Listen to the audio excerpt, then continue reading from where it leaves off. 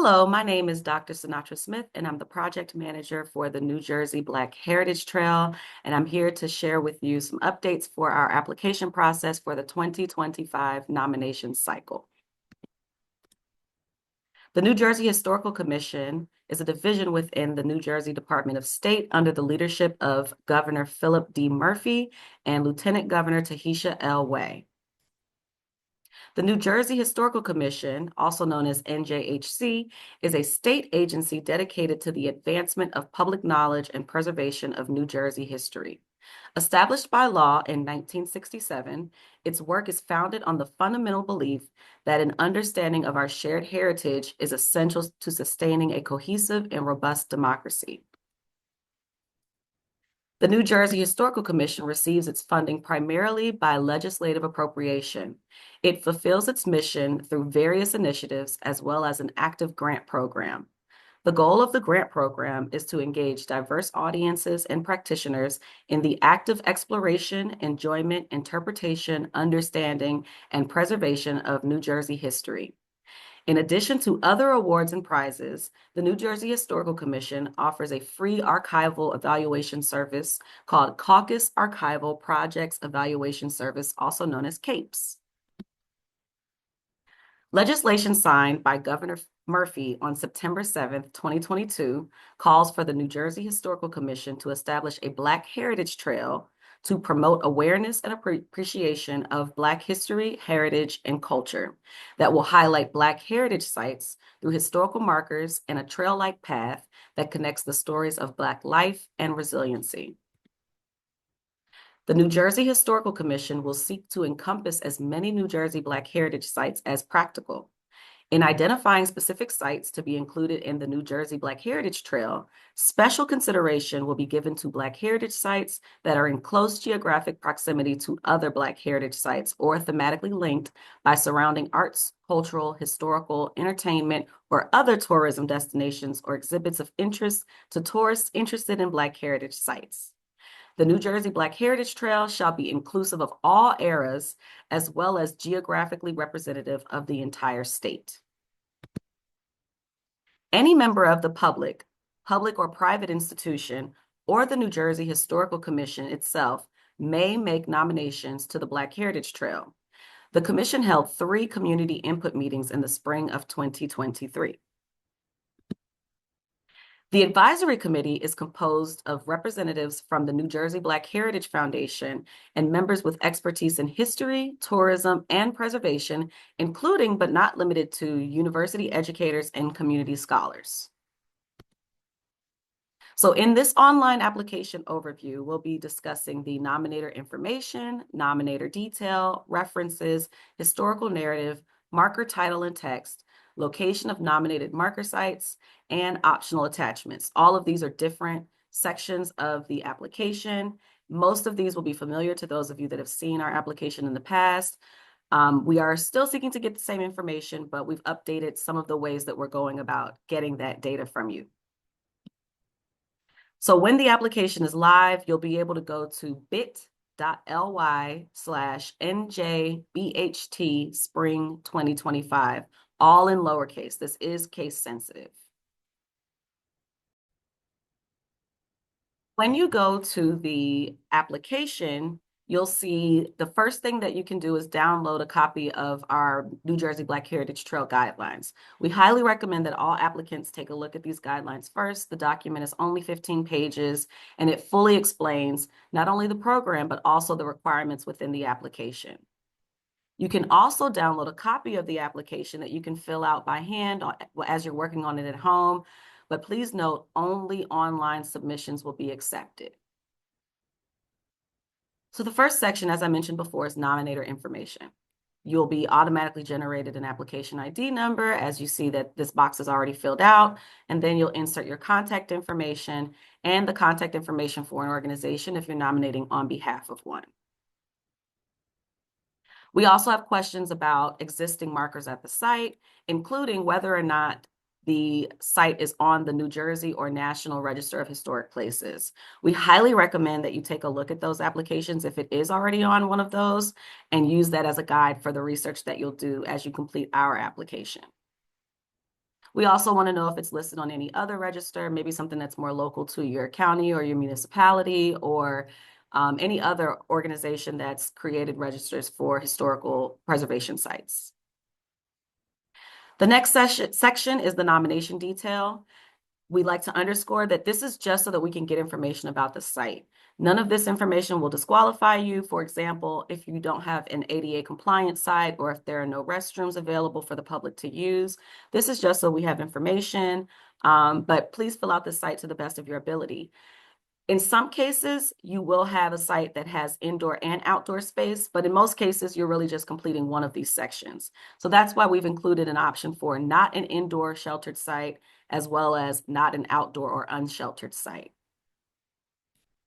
The next thing we'd like to know is if there are any Black history related events, and you can include any information about exhibits or other interpretation that's happening at the site in this box here.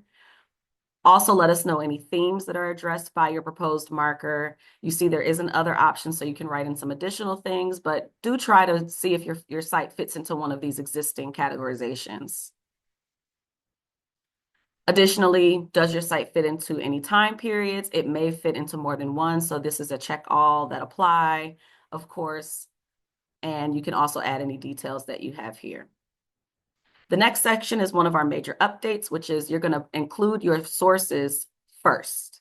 I know normally a bibliography comes at the end, but in this case, we'd like for you to start with your primary sources and then your secondary sources. And I'll go into this in more detail in a moment. The next major update is the historical narrative section.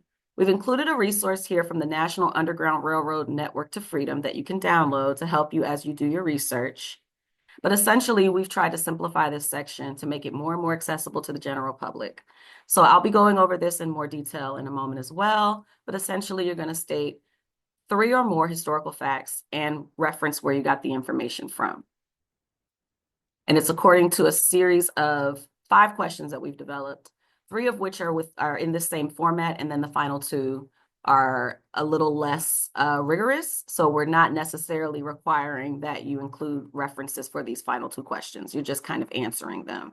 If you do need to cite anything, feel free, but you're just letting us know what other sites are nearby and if there are any existing walking or bus tours that your site participates in collectively with other organizations. The final update that we've made to this marker process this cycle is the proposed marker title and text section. So you're going to start with proposing your title for your marker, and then you're going to go through the prompts for how to develop your marker text. Again, I'll go over this in more detail in a moment. Then you're going to combine that information in order to create your finalized proposed marker text for this nomination. The last section in this application is the last required section, excuse me, is the location of the nominated marker site. You'll notice that we're asking for the address, including the county, as well as GPS coordinates. This document here that you can download explains how to create the map and get the GPS coordinates for the site. And then you're going to upload 2 to 5 photos of the site itself, right?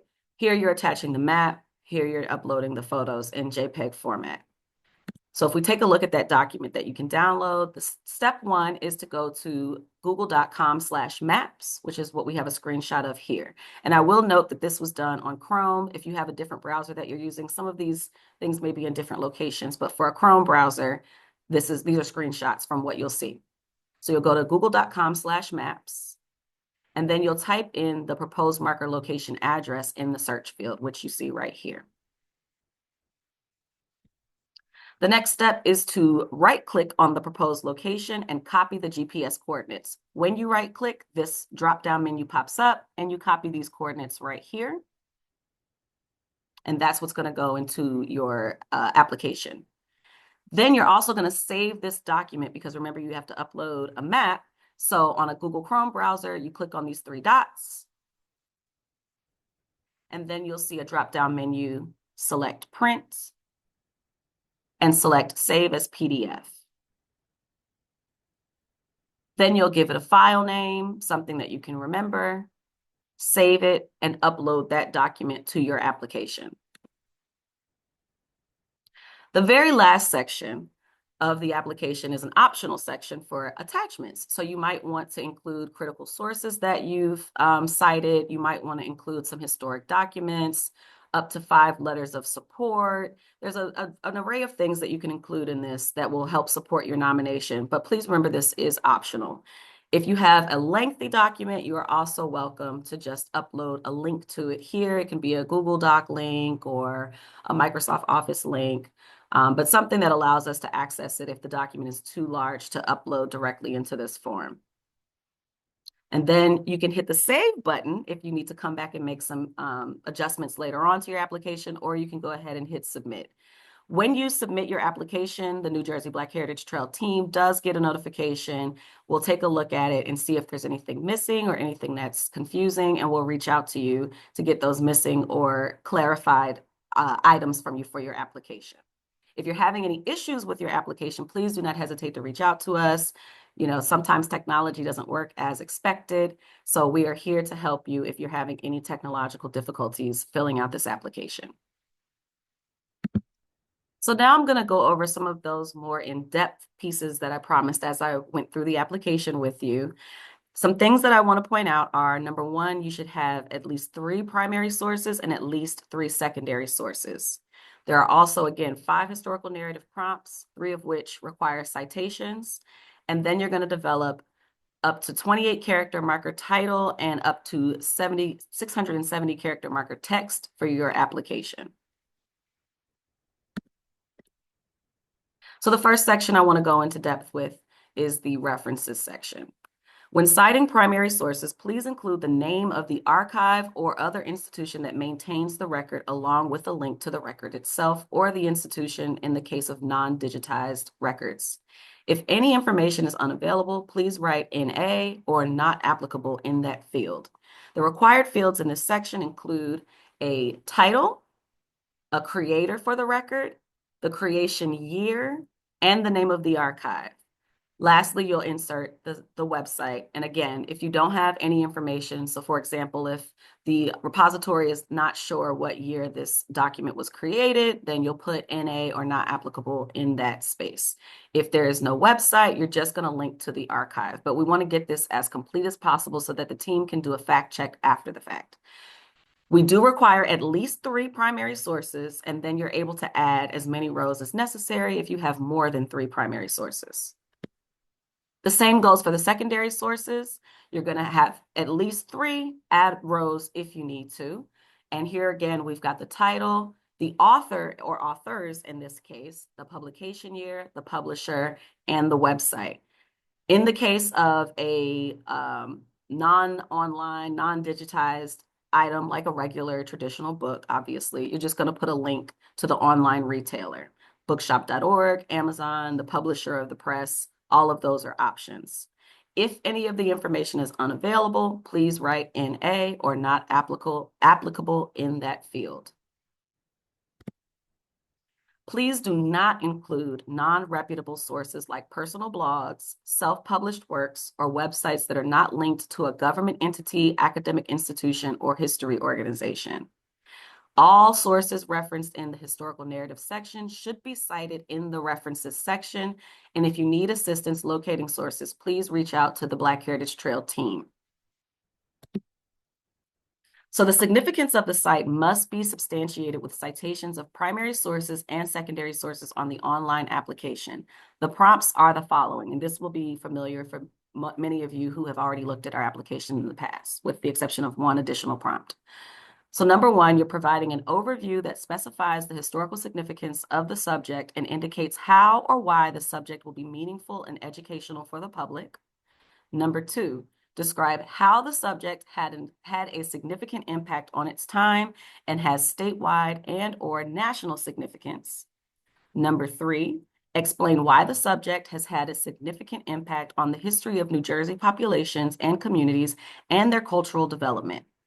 These last 2 questions, again, do not require citations, and they are, number 4, describe how the subject can be thematically connected to other Black heritage sites in close geographic proximity to the site. How do these sites serve as stewards of Black history and culture? How might they serve as potential collaborators in future events highlighting the trail? If there are no nearby sites, describe the significance of the site in relation to the surrounding environment. And lastly, describe any existing walking or bus tours that your site participates in collaboratively with other organizations.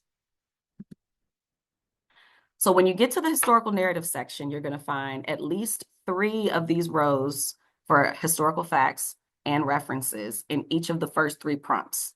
In this field, cite the sources with the last name of the authors or creators, the 4-digit year, and the page number if available, which you see kind of grayed out here in the references line. Author, year, page, semicolon, okay? And you're going to put a comma before the page number. If you do not know the name of the author, please use the name of the archive or the publisher. For example, Rutgers University Libraries, New Jersey Legislator, Mercer County. If you do not have a date for the source, insert ND in place of the 4-digit year. Each reference should be separated by a semicolon, and please note that sources are not required for prompts 4 and 5. And again, the sources that you're citing in this section should have been referenced in your references section. So you're pulling either from your primary sources or your secondary sources that you've already outlined. And that's why here you're able to just use the last name and the year. So we'll be able to connect it back to the source that you've already included. In each line that says historical fact, you're just answering the question in 1 to 2 sentences. So for each of the first 3 prompts, we expect at least 3 historical facts. And you're going to keep these separate, and that way we'll know where you got the information from when we go to do the fact check. So for example, if you know that this person's birthday and their death date are such and such, and you also know that they were born to particular parents, you'll put that in there as the historical fact, and then you'll say where you got that information from. Then you move on to another line, and you're saying the exact reason why this site is important, the historical significance of the site in a couple of sentences, and then cite that information. So you're just kind of breaking it down into separate pieces that answer the entire question. When we get to the proposed marker text section, a historical marker we would like to define first as a physical sign or plaque placed at a specific location to commemorate an event, person, or significant historical site. These markers typically provide a brief summary or historical context in around 670 characters or less. They serve as a way to educate and inform the public about the historical significance of a particular place or event, preserving its memory for future generations. So as I mentioned before, you're going to start with inserting your 28-character proposed marker title, and then you're going to go through this series of prompts to develop your marker text. The prompts in this section will help you develop your marker text according to the structure outlined by the Black Heritage Trail team. Prompts 2A to 2C will guide you in drafting your marker text. The structure is similar to that of the historical narrative section, in which you are asked to state a historical fact in 1 to 2 sentences with source citations. Please note that the final text will be edited by the Black Heritage Trail team in collaboration with the nominator. So again, you're going to do your 1 to 2 historical fact sentences, and then you're going to cite where you got the information from: author, year, comma, page number, semicolon, author, year, comma, page number, semicolon, okay? If you've only got one, you're only putting one. If you've got more than one, then you'll put them all separated by a semicolon. So you're starting with provide a concise summary of the subject's historical significance as it relates to Black resilience and liberation. Then you're going to specify why the subject will be meaningful and educational for the public. And lastly, describe how the marker subject continues to add statewide or national significance. And you can add rows to prompt 2B if you need to. Then you're going to bring all of those together to develop your 670-character marker text that provides a concise summary of the marker subject, specifying the historical significance, why the subject will be meaningful and educational for the public, as well as how and why the subject had a lasting impact over time. Again, this final text will be edited by the Black Heritage Trail team in collaboration with the nominator.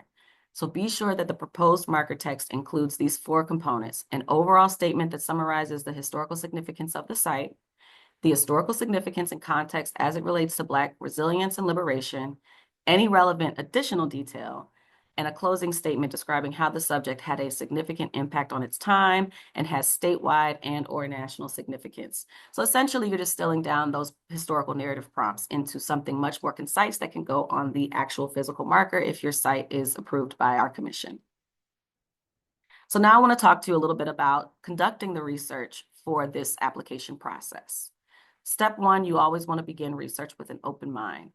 The information that you gather may be partially true, factual, or not true at all. Also, we advise you to gather all of the information you have and be sure to save documents on another drive besides your computer's hard drive. Other options for backup storage include a USB drive, a Google Drive, or a Dropbox account. We know that sometimes devices fail us or files are corrupted. So this is just our way to encourage you to have multiple copies of things so that if that happens, you have somewhere else to get your resources that you've already so diligently researched for this project. We also advise you, as I mentioned earlier, to check the New Jersey and National Registers of Historic Places to see if the site has any current nominations. Those existing nomination forms are very helpful when developing your application for this Black Heritage Trail. We also encourage you to do various searches on your topic. Again, remember to keep an open mind since some of the information may be partially true, factual, or not true at all. Note where information conflicts or is the same and the sources used. It's nice to have more than one source that corroborates the same information, and you'll be able to include that in your application. Next, we encourage you to gather primary sources and build a data page of facts using online resources, archives, and libraries. This is a basic who, what, when, where, why, and how. For example, the founding of a town, when the church was built, when the school was demolished, or when the person was born or died are all basic facts that will assist you in your resources. Primary sources such as the census, birth certificates, bank documents, etc., are helpful, though even these documents can have mistakes as well, particularly with names and spelling related information. For those of us that have done census research, we are very familiar with this. So some of the resources that we encourage you to use include the New Jersey State Library, the New Jersey State Archives, your local library, and university libraries. The next recommendation we have for you is to gather secondary sources about your topic and related to your topic. These include research papers, books, theses, and topical websites. Sources such as oral histories should be dated and transcribed, and look at figures that might have visited or are associated with the site. Sometimes information is in other places. For example, the Schomburg Center for Research in Black Culture in Harlem or a repository in another state may be useful as well. You'll find that oftentimes the records for an individual person are held outside of a place that that person has spent a significant portion of their life. But those are still very important resources. So do a really thorough Google search through Google Scholar or just the traditional Google, and see what other information is out there about your topic. So next, I want to get into some examples of primary and secondary sources. So primary sources include original official records and sworn affidavits based on eyewitness accounts. They can also be diaries, journals, and autobiographies, authenticated narrative accounts by eyewitnesses to an event, like an oral history, also count. Please note, consider factors impacting the reliability of primary evidence, like the credibility of an informant, their reputation for honesty, their probable bias or ulterior motives, their mental capacity. These are all things that you want to consider as you're doing your research. Secondary sources include newspapers reporting on historical events in the past, scholarly publications based on the author's research, and biographies or other secondary accounts. So essentially, you're looking for firsthand accounts where this individual was a part of the history that you're trying to document, or a secondary account, which is someone else talking about something that happened in the past, and they were not there to be an eyewitness. They were not a part of the story. They've just done research on the story. Some examples of primary resources include newspapers from the time period. You'll notice that both of these newspapers are talking about something that happened within a relatively short period of time of when they were published. But if you're looking at a newspaper that was published today about something that happened in 1842, that would be considered a secondary source. We also encourage you to look at digital and online archival resources. Oftentimes, you don't even have to physically go to a repository. This is really helpful when it comes to those papers or documents that are held at an institution outside of the state. If you're not able to get there, oftentimes they'll have things available online, or you can use a finding aid to ask for scans if it's not available online already. However, a lot of the information that we're looking for is available in a digital archive. So you'll see some of examples of some scanned resources here on the screen. Earlier, we mentioned that sometimes the information that you find is partially true, factual, or not true at all. And so this is why you want to look at multiple primary and secondary sources to verify information. These 3 screenshots below are all discussing Underground Railroad sites, but one of the pages is actually reporting on erroneous information. That's why it's important to find more than one source to corroborate the information that you found. Also, one thing I want to note here is that we said earlier that personal blogs are not allowed as a reference. However, if you have a scholarly blog, if it's the Library of Congress has blog posts, National Archives blog, something like that, we do allow that because scholarly research did go into that. There was a full vetting period before those things were posted. So we do permit scholarly blogs, municipal blogs, archival blogs that are about the information related to your site nomination. We just don't want personal blogs that we cannot confirm have done a scholarly level of research. So thank you so much for sitting through this entire presentation. If you have any questions, please feel free to contact us. You can reach out to our director, Noelle Lorraine Williams, myself, Sinatra Smith, the project manager, or our assistant project manager, Gregory O'Day. And we also invite you to join our mailing list to get updates on our grant opportunities and programs, and follow us at our social media handles below. One update that we've had more recently is that you can reach our website at a much shorter link now. So you can just go to blackheritagetrail.nj.gov and you'll be able to find out all of the details about the Black Heritage Trail.